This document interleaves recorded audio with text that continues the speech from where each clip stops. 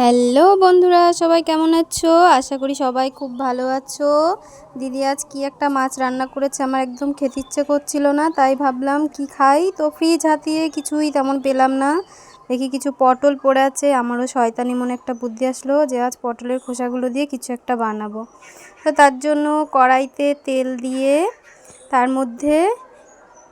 তেলটা গরম করে তার মধ্যে কিছু কালো জিরে দিয়ে দেবো। এবার কিছু রসুন আর কাঁচা লঙ্কা দিয়ে একটু ভেজে নেব। তারপরে ওই কুচি করা খোসাগুলো ভাজতে হবে। তার জন্য এর মধ্যে একটু নুন দিয়ে দিচ্ছি আর একটু হলুদ দিয়ে দিচ্ছি। এবার এগুলোকে ভাজার পালা, বেশ লাল লাল করে ভাজতে হবে। দেখো প্রায় হয়েই গেছে আমার, দেখো লাল লাল করে ভাজা হয়ে গেছে। এবার এটাকে বাটার পালা। তোমরা চাইলে মিক্সিতেও বাটতে পারো, আমি পাটায় বেটেছি। দেখো তো তোমরা কে কে এগুলো খেয়েছো একটু কমেন্টে জানিও।